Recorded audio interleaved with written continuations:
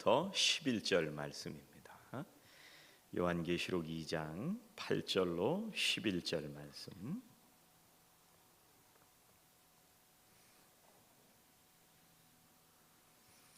같이 한 목소리로 봉독하시겠습니다. 서머나 교회의 사자에게 편지하라. 처음이며 마지막이요 죽었다가 살아나신 이가 이르시되 내가 네 환난과 궁핍을 알거니와 실상은 네가 부요한 자니라. 자칭 유대인이라 하는 자들의 비방도 알거니와 실상은 유대인이 아니요 사탄의 회당이라. 너는 장차 받을 고난을 두려워하지 말라. 볼지어다 마귀가 장차 너희 가운데서 몇 사람을 오게 던져 시험을 받게 하리니 너희가 10일 동안 환난을 받으리라. 네가 죽도록 충성하라. 그리하면 내가 생명의 관을 네게 주리라. 귀 있는 자는 성령이 교회들에게 하시는 말씀을 들을지어다. 이기는 자는 둘째 사망의 해를 받지 아니하리라. 귀한 찬양대 찬양에 너무나도 감사합니다. 이번 주간에 몇 가지 뉴스들을 보니까 굉장히 좀 놀라운 얘기들이 많이 있습니다. 여러분, 순복음교회가 땅의 일부를 팔아야 되는 지금 상황에 왔습니다. 여의도 땅이 굉장히 비싼데 3천억에 땅을 판대요. 그래서 딱 드는 생각이 교회가 장사하나? 이런 생각이 들잖아요. 이걸 왜 파냐면 어려워져서 재정난에 지금 허덕이고 있기 때문에 순복음교회가 땅을 매각해서 메인테인 하려고 이 땅을 매각한다는 거예요. 이게 보통 심각한 문제가 아닙니다. 이 팬데믹을 지나오면서 굉장히 어려운 일들을 겪고 있는 교회의 단면이 아닐까 그런 생각이 듭니다. 여러분, 은평제일교회 이번 주 얘기 들으셨어요? 목사님과 성도님들이 의사와 간호사들이 입는 방호복을 입고 와서 예배를 드렸대요. 이게 왜 이렇게 했냐면 이 국가에서 운영 중단 취소 가처분 판결 이런 걸 내려서 예배를 정지시켰어요. 그랬다가 그 판결이 취소가 돼서 이제 다시 교회에 모여서 예배를 드리자. 만약에 방역이 문제면 그러면 의사나 간호사들처럼 입고 하면 되지 않겠느냐. 만약에 방역이 문제가 아니고 이것을 통제하는 게 목적이라면 그러면 이렇게 입어도 소용없지 않겠느냐. 일리 있는 얘기죠. 여러분, 만약에 우리 교회에 국가에서 가처분 신청을 내서 문을 닫았다. 그러면 여러분 어떻게 하시겠습니까? 다시 모여서 예배하라고 할 때 여러분 어떻게 하시겠습니까? 우리가 좀 진지하게 한 번도 겪어보지 못한 이 시대를 지나가면서 우리가 깊이 생각해 봐야 될 문제입니다. 바이러스도 두렵고 감염도 두렵고 여러 가지가 우리가 겪어보지 못한 상황을 지나가고 있지만 이 시대에 우리가 어떻게 예배할 건가? 내가 하나님을 어떻게 사랑하고 있는가? 이런 문제들을 진지하게 고민을 해봐야 됩니다. 한국 2주 또 연장했죠. 4단계라고 하면서 큰 교회도 19명만 예배드리라 이렇게 행정명령이 내렸대요. 우리는 정말 지금 어렵지만 그래도 하나님을 이런 환경에서도 예배를 드릴 수 있다고 하는 것이 얼마나 감사한지 모릅니다. 제가 오늘 이 마스크를 썼는데요, 이게 지난주에 썼던 거하고 다른가 봐요. 숨을 훅 들이마시니까 막 마스크가 붙어요, 입에. 숨이 안 쉬어지는 거예요. 이게 뭔가 좋은가 봐요. 저도 몰랐는데 이게 좀 좋은 마스크인가 봐. 지난주에는 훅 들이마셔도 별로 이게 붙지가 않는데 이거 막 붙는 거예요, 이게. 여러분, 제가 여기 와서 4년이 지났는데 4년 동안 우리 지방에 속한 교회 4개가 폐쇄됐습니다. 제일 첫 번째 폐쇄됐던 교회가 알마덴에 있던 여러분도 아시는 이재근 목사 교회가 폐쇄됐습니다.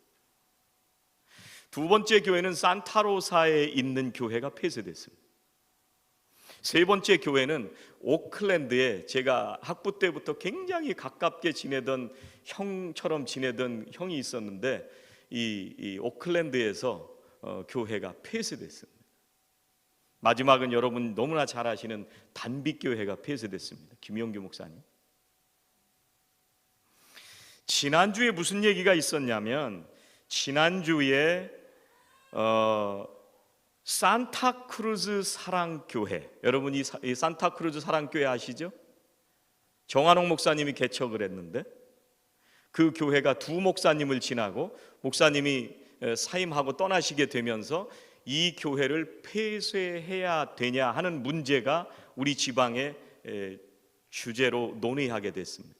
제가 이제 선교부 총무이기 때문에 이 개척과 폐쇄에 관한 일들을 이 선교부 총무가 담당을 하게 돼 있습니다. 그래서 감리사님하고 이 산타크루즈 사랑교회 권사님 한 분을 찾아갔습니다. 권사님, 그동안 3, 4개월 동안 온라인으로 예배를 드리다가 그게 이제 점점 한 분 한 분 예배를 드리지 않으면서 교회가 이제 없어질 그런 환경에 지금 왔습니다. 권사님 찾아가서, 권사님, 만약에 다시 대면해서 예배를 드리면 그러면 예배를 드리실 수 있을까요? 여쭤봤습니다. 대면을 예배하는 건 하고 싶은데 문제는 목사님을 초청해도 목사님을 서포트할 수 있는 그런 환경이 자기들이 지금 안 됩니다.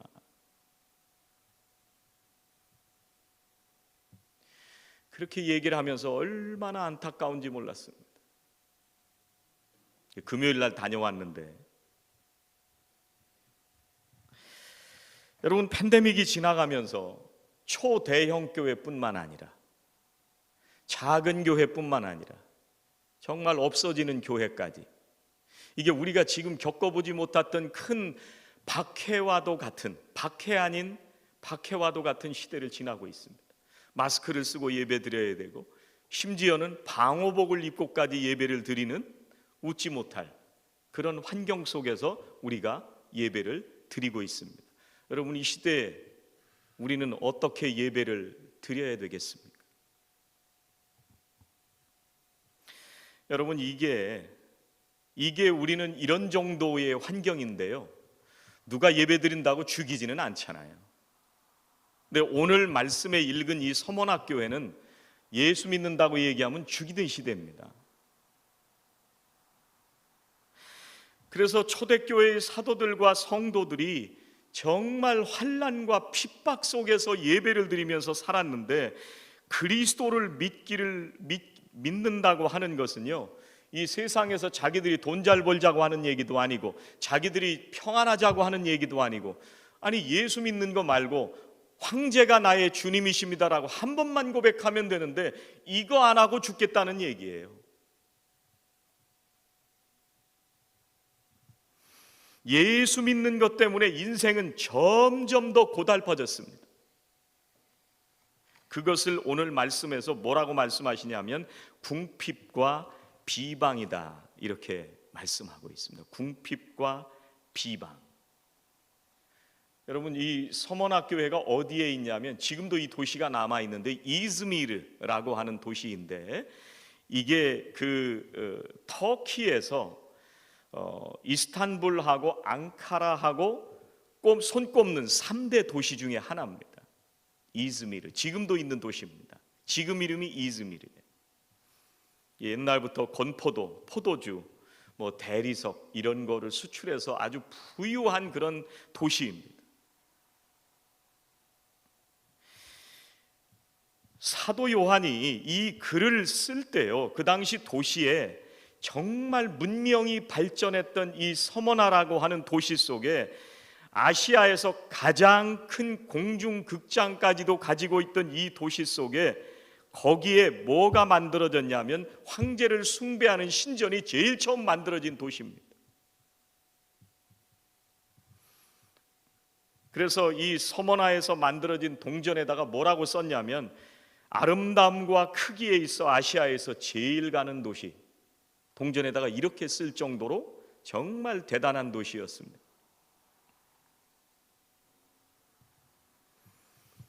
여러분, AD 26년에 티베리우스 황제 때에 신전을 세우기 위해서 11개 도시를 뽑아서 심사를 했는데 그 중에 이 서문학교회가 신전을 세우는 도시로 당첨됐습니다.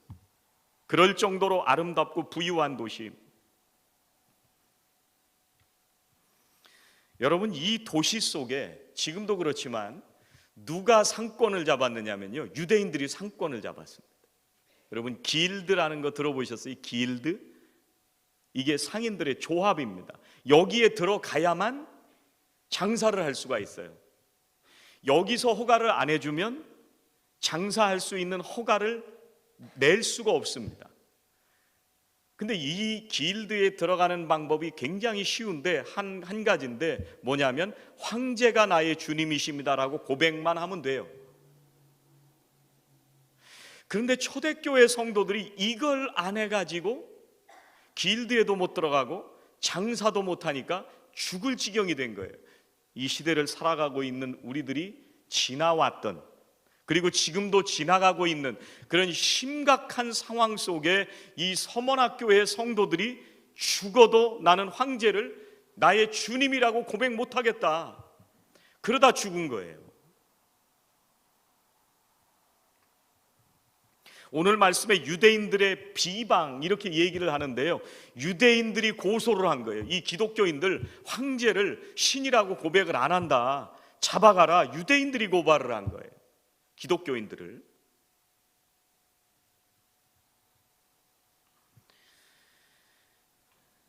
그런데 서문학교회 성도들이 직장에서 쫓겨나도 상거래를 못해도 나는 황제를 주님이라고 고백 못하겠다. 예수님이 나의 주님이십니다. 여러분, 오늘 말씀에 궁핍 이렇게 말로 썼는데요, 이게 한국말로는 여러 가지 이쪽 이스라엘 사람들이 쓰던 그 말의 궁핍에는 여러 가지 단계가 있는데 우리말로는 다 궁핍이라고 번역이 되지만 지금 이 서문학교회가 겪고 있는 이 궁핍은요, 죽도록 겪는 궁핍이에요. 죽기 직전의 궁핍이에요. 그냥 하루 벌어서 하루 먹고 사는 그 정도 궁핍이 아니고 그거보다 훨씬 더 심한 궁핍입니다. 장사도 못하고 그런 궁핍함을 지나가면서 황제를 나의 주님이라고 고백을 안 하겠다는 거예요. 웬만하면 좀 고백하고 먹고 살면서 믿지. 우리말로는 찢어지게 가난한.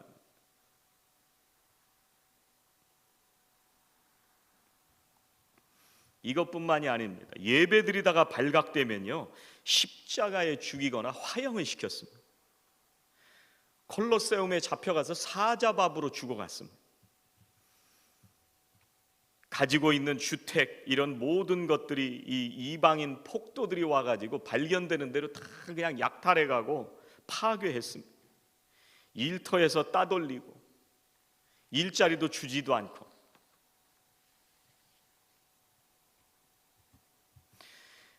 여러분, 요한계시록에 나오는 7개 교회 잘 아시죠? 이 7개 중에 이 궁핍이란 말을 쓴 교회는 서문학교회 하나밖에 없습니다. 그만큼 이 서문학교회가 힘들고 어려운 상황에서 예수 믿었다는 얘기입니다. 여러분, 이 편지를 누가 쓰고 있냐면 요한이 쓰고 있습니다. 요한이 80이 넘은 나이에 이 소아시아 지방의 반모 섬이라고 하는 그 섬에서 유배 생활을 지내면서 정말 사람들 눈에 볼 때는 소망도 없고 절망적인 인생을 살아가던 이 연세 드신 어르신이 죽도록 가난함에도 불구하고 예수를 그리스도라고 고백하는 것을 절대로 놓치지 않겠다고 그 핍박 속에서도 고백하고 있는 이 서문학교회를 향해서 편지하고 있는 겁니다. 여러분, 제가 만약에 편지를 쓴다면은 서문학교회 성도들에게 요 핍박만 좀 지나가자, 그냥 너희들의 마음의 중심을 아니까 그냥 입술로만 그냥 황제는 주님이라고 고백을 해라. 그냥 요때만 지나가고 장사 좀 하고 핍박이 지나가면 나중에 좋은 시절이 오면 그때 주님은 나의 그리스도라고 그렇게 고백하니까, 당신들 마음을 아니까 그냥 지나갔으면 좋겠다. 나 같으면 그렇게 편지하겠어요. 근데 사도 요한이 그렇게 편지를 안 했어요.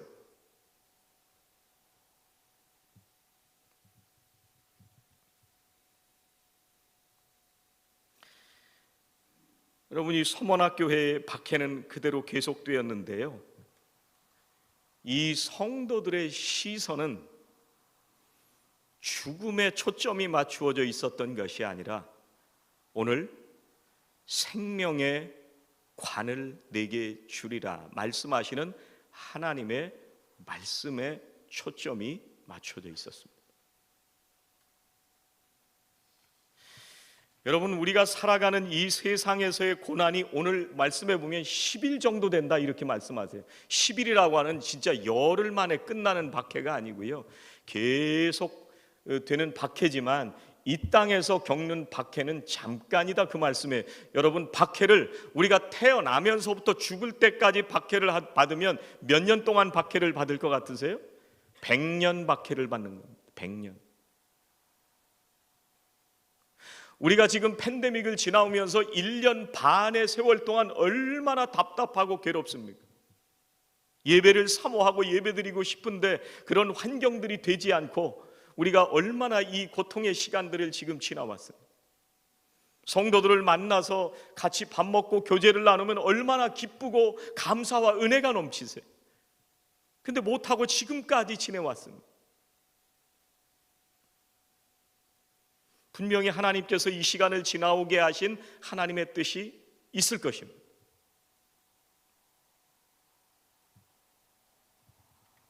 그런데 이 시간을 지나가면서 우리의 시선이 어디를 바라보아야 되느냐? 영원한 생명을 봐야 된다는 거예요. 그걸 보면 지금 보이는 이 박해의 시간을 믿음으로 지나갈 수 있다고 말씀하시는 거예요. 8순이 넘으신 이 요한이 지금 당장이라도 내일 아침에 사자밥이 될지도 모르는 이 서머나교회를 향해서 이렇게 편지하고 있는 거예요.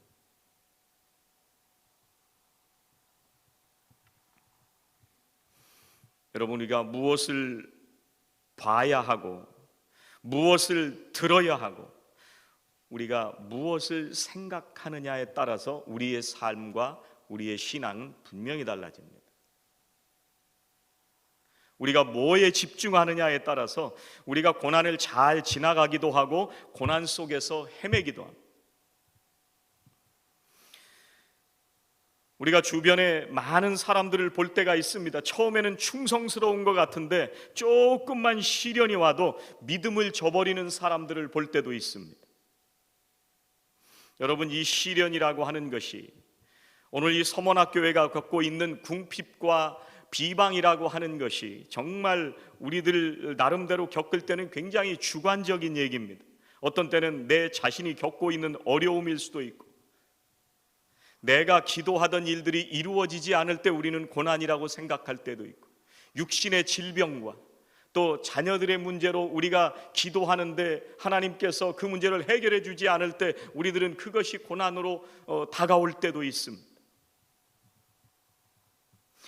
여러분, 서머나교회가요, 빌라델비아 교회하고 주님의 책망을 듣지 않고 이 칭찬받은 두 교회입니다. 이 서머나교회하고 빌라델비아 교회. 그래서 교회 이름 중에 이 빌라델비아 교회도 많이 보시죠? 서머나교회도 많이 보십니다. 그런데 오늘 이 말씀 앞에 무슨 교회 얘기가 나오냐면 에베소 교회 얘기가 나옵니다. 그 에베소 교회가 무슨 말씀을 하셨냐면 할 건 다 하는데 처음 사랑을 잊어버린 거예요. 할 건 다 해요. 뭐를 했냐면 너희들의 행위를 내가 알고 너희들의 수고를 내가 알고 내가 너희들의 인내를 알고 악한 자들을 너희들 가운데 용납하지 않는 것을 내가 알고 주님을 위하여 참고 견딘 걸 내가 안다. 그런데 니들이 왜 사랑을 버렸냐? 처음 사랑을 버렸냐? 하나님 사랑하던 그 사랑, 주님의 그 보혈의 은혜로 감격하고 감사하던 그 기쁨과 은혜를 어떻게 잊어버렸냐? 이렇게 하나님이 말씀하세요.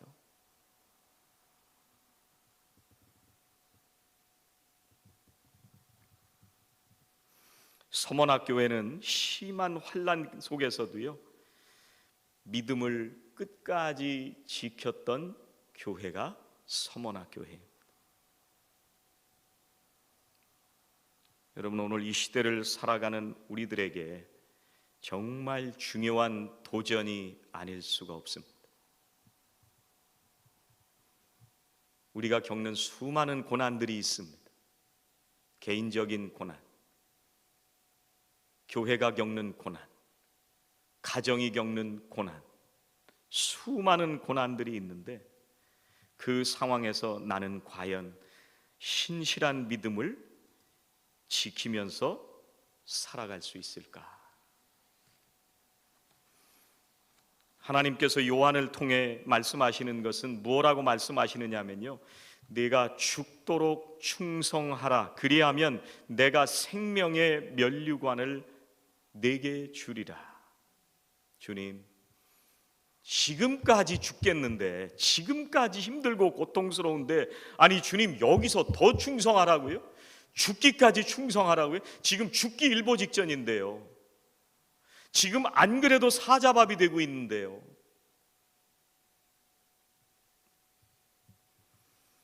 이걸 영어 번역에서는 어떻게 번역을 했느냐면요, until death. 이거는 죽을 것 같은데 죽기 직전까지 내가 고통을 참아가면서 이 수많은 고통을 참고 하나님 내가 견디겠습니다, 이게 아니고요, 죽으라는 얘기예요. 이게 그 말의 원래의 의미예요. 그냥 죽을 것 같은 고통을 느끼면서도 견뎌라, 그게 아니라 죽으라는 얘기예요. 죽어라.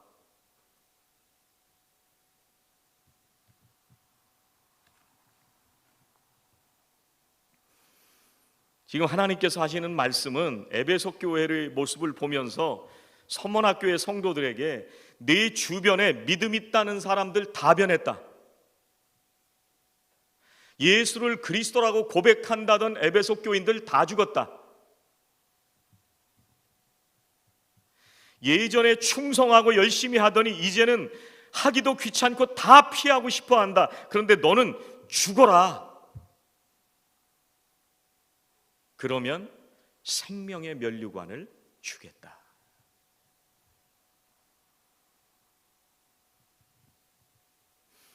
여러분, 한 번쯤 들어보셨을 분의 얘기인데요, 초대교회 사도나 교부 중에 폴리캅이라는 분이 있습니다. 폴리캅.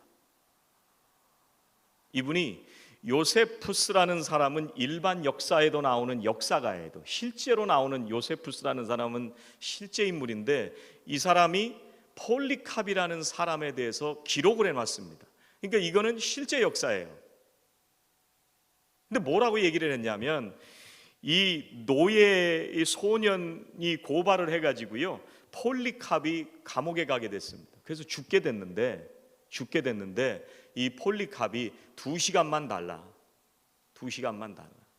그때 기도하기 시작했습니다. 2시간을 기도하고 나서 뭐라고 얘기를 했냐면, 제일 첫 번째는 그래도 예수님은 그리스도이십니다.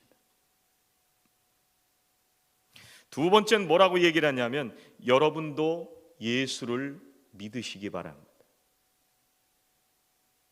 세 번째는 뭐라고 얘기를 하냐면, 여러분이 예수를 안 믿으면 영원한 불못에 던져질 것입니다. 지금 자기가 죽게 생겼는데 어떻게 죽을래? 사자밥이 될래? 화형을 당할래? 그렇게 얘기하니까요, 이 폴리캅이 뭐라고 얘기를 했냐면, 사자밥이 되면은 이 급소를 불리면 단번에 죽으니까 하나님 앞에 내가 부끄럽다, 화형을 당하면서 내가 고통 가운데 죽어가겠다, 화형으로 날 죽여라, 이렇게 얘기를 했대요.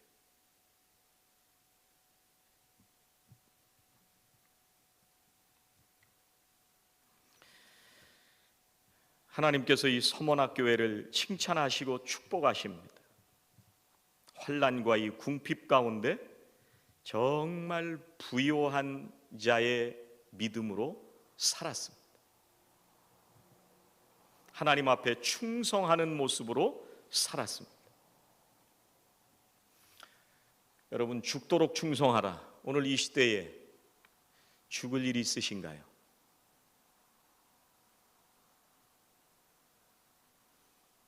오늘 이 시대에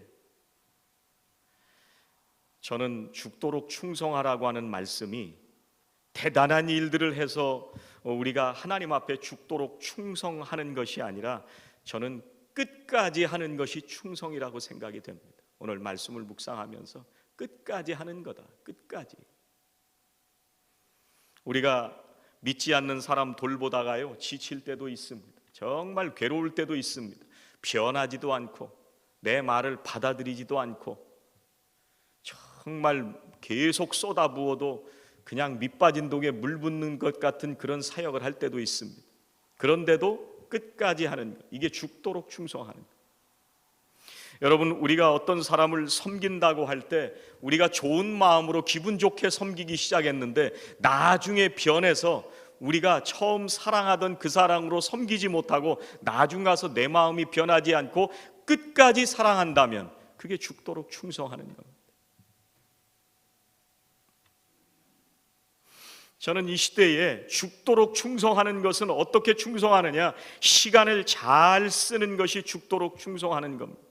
내 삶의 목적을 분명하게 하고 살아가는 사람들, 엉뚱한 방향으로 낭비하지 않고 우리가 가야 할 하나님이 맡겨주신 사명을 향해서 오직 그 길을 끝까지 달려가는 사람들, 이게 시간을 낭비하지 않는 사람들, 이것이 죽도록 충성하는 것. 저는 우리 성도님들이 주중에 시간 낭비 안 하시면 좋겠어요. 허송세월하지 않으시면 좋겠어요. 하나님께서 써주셔서 내 인생이 낭비되지 않고 하나님께서 우리에게 준비해 주신 그 복을 우리가 다 누렸으면 좋겠습니다.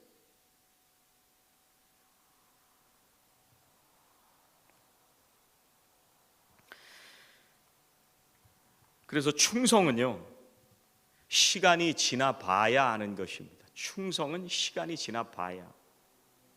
작은 일이지만 끝까지 그 자리를 지키는 사람들, 충성된 사람들입니다.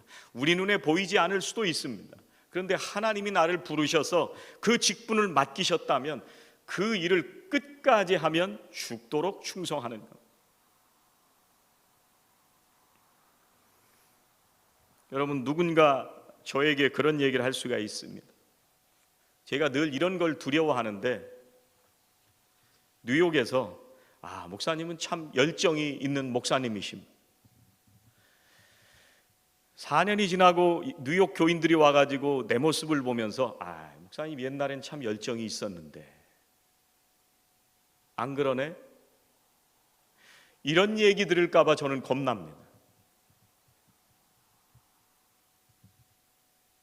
우리 교회 성도님들이 예전에는 참 주님 앞에 헌신되고 열심으로 살고 충성을 다했는데 예전에는 저분이 참 열심이었는데, 이 소리 들으시면 안 됩니다.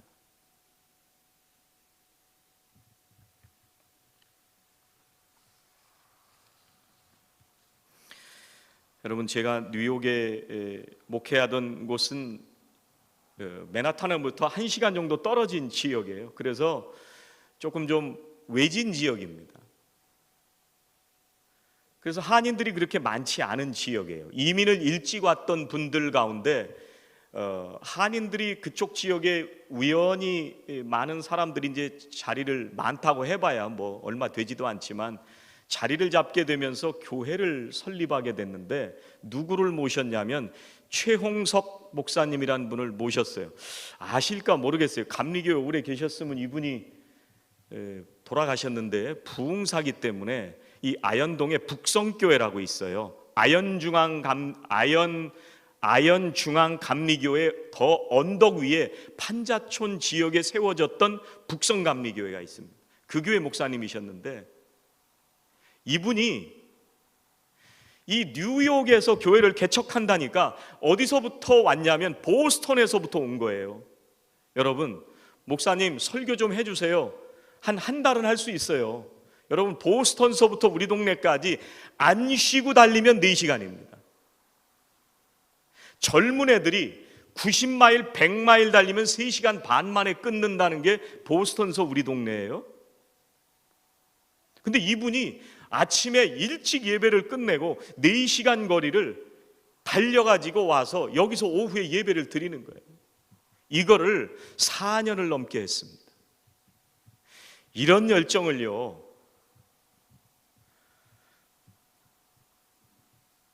제가 너무 깜짝 놀랐어요. 저는 한국서 제가 있던 지방의 감리사님이셨기 때문에 모시고 부흥회를 했는데, 그분이 사석에서 내가 이 동네 옛날에 있었다 그 말씀을 하시고, 그리고서 얘기를 해주시는데 4년 넘게 내가 이 교회를 보스턴서부터 왔다 갔다 하는, 비가 오나 눈이 오나, 여러분 비는 뚫고 오지만 눈은요, 여러분 눈 모르시죠? 눈은요 제 허리 높이까지 오는 눈이 와요. 뉴욕은요 겨울에 겨울에 영하 싱글 디지트로 내려가요. 여러분 영하 마이너스 7, 마이너스 9 이런 거 페라나이트 이 온도로 여러분 경험해 보셨나요? 그냥 막 살이 이 손가락이 막 얼어붙고 찢어지는 듯한 고통 속에 새벽기도 나가고 그랬잖아요. 그 눈을 뚫고 4년을 넘게 이 목사님이 목회를 했다는 거예요. 그래서 다음 목사님을 거기다 세웠습니다.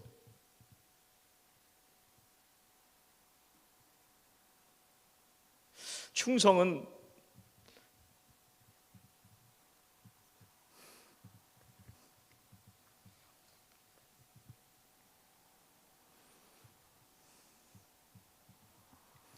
이 정도쯤 돼야 충성인 것 같아요.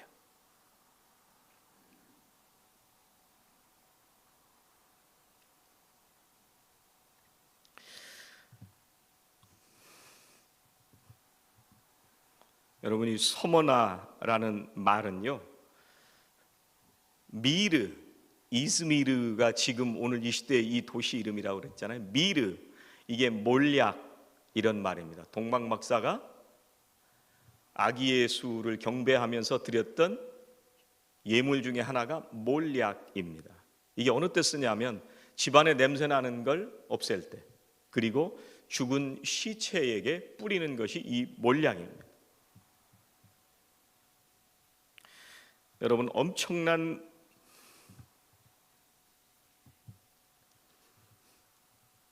핍박과 고통 속에서도요, 예수를 그리스도라고 고백하기 위해서 이 서문학교의 교인들은 목숨을 바쳤습니다. 이 썩어져가는 세상 속에서요, 모든 것을 새롭게 하는 방부제 역할, 막는 방부제 역할, 그리고 온 세상에 그리스도의 향기를 전하는 서문학교의 성도들로 살았던 겁니다.